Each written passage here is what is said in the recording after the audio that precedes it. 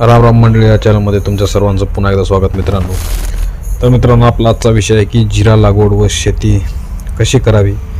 तर मित्रांनो, जर तुमच्याकडे शेतीयोग्य जमीन असेल तर त्या जमिनीत तुम्ही सहज फायदेशीर व्यवसाय करू शकता, ज्याला जिरे शेती व्यवसाय म्हणतात. जिरे हा एक असा मसाला आहे ज्याला देशात तसेच परदेशातही चांगली मागणी आहे आणि त्याची मागणी कधीच संपत नाही. याला तुम्ही एव्हरग्रीन बिझनेस देखील म्हणू शकता.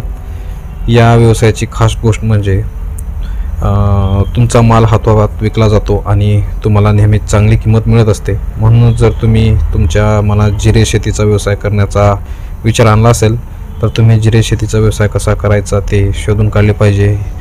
या व्हिडिओमध्ये आम्ही तुम्हाला जिरे शेती व्यवसाय म्हणजे काय आणि जिरे शेती व्यवसाय कसा सुरू करायचा याबद्दल माहिती देणार आहोत. तर मित्रांनो, तुम्हाला जिऱ्याबद्दल माहिती असेलच. हा मसाल्याचा एक प्रकार आहे ज्याची लागवड केली जाते. जेव्हा त्याची व्यावसायिक कारणासाठी लागवड केली जाते तेव्हा त्याला जिरे शेती व्यवसाय म्हणजे जिरे शेती व्यवसाय म्हणून ओळखले जाते. मसाला असल्याने जिरे वेगवेगळ्या गोष्टींमध्ये वापरतात, जसे की लस्सी, ताक आणि भाज्यांमध्ये तसेच जलजिरा इत्यादींमध्ये यांचा वापर होतो. त्यामुळे त्याची मागणी 12 महिने बाजारात राहते. जर तुमच्याकडे काही जमीन असेल तर त्या जमिनीत तुम्ही जिरे शेती व्यवसाय सुरू करू शकता. हा व्यवसाय तुम्हाला कमी वेळात भरपूर पैसा कमवण्यास सक्षम आहे. जिऱ्याच्या चांगल्या जाती निवडल्यानंतर जिरे शेती व्यवसाय सुरू होतो. त्यानंतर तुम्हाला माती तयार करावी लागते आणि वेळोवेळी सिंचन आणि खत पाणी देण्याची व्यवस्था करावी लागते. एकंदरीत जिऱ्याच्या शेतीची सतत काळजी घेऊन तुम्ही त्याचे पीक तयार करता आणि नंतर तयार केलेले पीक स्थानिक बाजारात किरकोळ किंवा घाऊक विक्री करून चांगले उत्पन्न मिळवू शकता. खाली आम्ही तुम्हाला जिरे शेती व्यवसाय कसा केला जातो आणि त्यातून नफा कसा मिळवायचा ते सोप्या शब्दात सांगितलं आहे. जिरे शेती व्यवसाय करण्यासाठी आधी शेताची माती तयार करावी लागते. त्यासाठी माती फिरवणाऱ्या नांगराने खोल नांगरणी करावी लागते.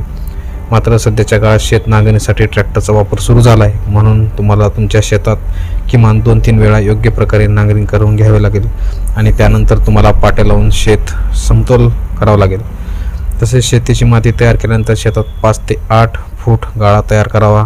तुमच्या माहितीसाठी आम्ही तुम्हाला सांगतो की तुम्ही बनवलेल्या सर्व बेड एकाच आकाराच्या असाव्यात, जेणेकरून तुम्हाला सिंचन तसेच पेरणी करणे सोपी जाईल. आता प्रति बिघा 2 किलो बियाणे आणि 2 ग्रॅम कीटकनाशक एकत्र मिसळून पेरणी करावी लागेल. तुम्हाला प्रत्येक बी दुसऱ्या बियापासून 30 सेंटीमीटर अंतरावर पेरावे लागेल. या सिरीजमध्ये पेरणीसाठी सीड ड्रिलचा वापर केला जाऊ शकतो. तुम्ही शेतात पेरता तेव्हा सुमारे 22 दिवसांनी तुम्हाला शेणखत शेतात मिसळावे लागेल.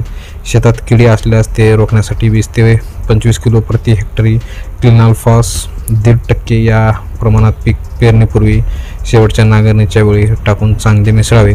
असे केल्याने कीटक नष्ट होतात. जर तुम्ही खरीप पिकात हेक्टरी 15 टन शेणखत टाकले असेल तर तुम्हाला जिरे पिकासाठी अतिरिक्त खत घालण्याची गरज नाही. अन्यथा 15 टन प्रति हेक्टर प्रमाणे नांगरणी करण्यापूर्वी शेणखत तुमच्या शेतात विखरले पाहिजे आणि चांगले मिसळले पाहिजे. यासोबतच जिरे पिकाला हेक्टरी 30 किलो नत्र, 20 किलो स्फुरद आणि 15 किलो पालाश हे खते द्यावीत. तुमच्या आजूबाजूला एखादा अनुभवी शेतकरी असेल तर त्यांच्याकडून तुम्ही जिरे पिकाच्या सुपीकतेसंबंधी माहिती मिळवू शकता. तसेच शेतात जिरे पेरल्यानंतर लगेच 4-5 दिवसात हलके पाणी द्यावे आणि त्यानंतर 10 दिवसांनी तुमचे हलके पाणी द्यावे, जेणेकरून जिऱ्याची उगवण योग्य प्रकारे होईल. आता गरजेनुसार 10 दिवसांनी पुन्हा शेतात हलके पाणी आपण देणे हे गरजेचे आहे. त्यानंतर 20 दिवसांच्या अंतराने शेताला पाणी द्यावे.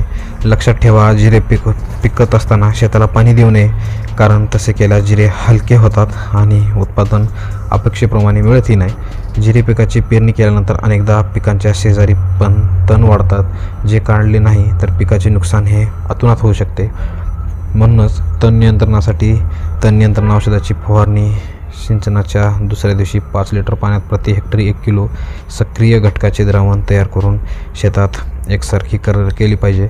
त्यानंतर जेव्हा तुम्ही पीक पेरल्यानंतर 1 महिना निघून जाईल तेव्हा तुम्ही शेतात कुदळ ही काढावी.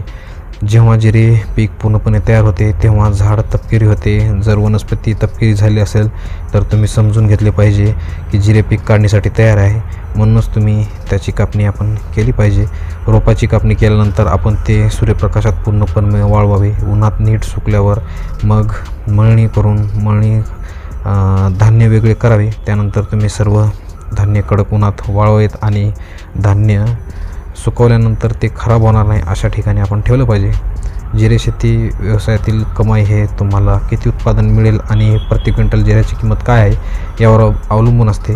कारण प्रति क्विंटल जिऱ्याची किंमत राज्यानुसार ही बदलत असते. जिऱ्याच्या लागवडीसाठी एकूण खर्च हे आपल्याला 30 ते 32 हजार खर्च येऊ शकतो आणि जर जिऱ्याची किंमत 100 रुपये प्रति किलो असेल तर तुम्हाला 40 ते 42 हजार प्रति हेक्टर सहज मिळू शकतात. मात्र जिथे जिऱ्याचा प्रति क्विंटल भाव जास्त असेल तिथे तुम्हाला जास्त नफा मिळू शकतो आणि जिथे जिऱ्याचा प्रति क्विंटल भाव कमी असेल तिथे तुम्हाला थोडा कमी नफा मिळू शकतो. जिरे शेती व्यवसायात किती गुंतवणूक करावी लागेल हे शेतीच्या आकारावर तसेच सिंचन, डिझेल, कर्मचारी इत्यादींवर अवलंबून असते. जर आपण या व्यवसायातील गुंतवणुकीबद्दल अंदाजे बोललो तर तुम्हाला सर्व गोष्टी एकत्र करून सुमारे 50 ते 68 हजारची गुंतवणूक करावी लागेल. तथापि जर तुम्ही हा व्यवसाय अधिक शेतात केला तर तुम्हाला अधिक गुंतवणूक करावी लागेल. म्हणून जेव्हा तुम्ही प्रत्यक्ष व्यवसाय सुरू कराल तेव्हा तुम्हाला जिरे शेती व्यवसायात किती खर्च येतो हे समजेल. मुख्यतः या प्रकारच्या व्यवसायात तुम्हाला कर्मचारी ठेवण्याची गरज नाही, कारण तुम्ही आणि तुमचे कुटुंबातील सदस्य जिरे शेतीचा व्यवसाय हाताळता. परंतु तुमच्याकडे घरी काम करणारी व्यक्ती नसल्यास तुम्ही तुमच्या गरजेनुसार कर्मचाऱ्यांची नियुक्ती करू शकता आणि करून भाड्यानेही घेऊ शकता. कामावर घेण्यापूर्वी कर्मचाऱ्यांच्या पगाराबाबत ठोस चर्चा करा, जेणेकरून तुम्ही कोणत्याही प्रकारचा वाद टाळू शकाल. शेताच्या आकारानुसार तुम्ही कामगारांना कामावर ठेवू शकता. जर तुम्ही 1 ते 3 बिघामध्ये जिऱ्याची शेती करत असाल तर तुम्हाला तुमच्या व्यतिरिक्त आणखी 1 कर्मचाऱ्याला कामावर ठेवावे लागेल आणि जर तुम्ही 3 बिघापेक्षा जास्त शेती करत असाल तर तुम्हाला त्याशिवाय आणखी 2 ते 3 लोकांचा कामावर ठेवावे लागेल.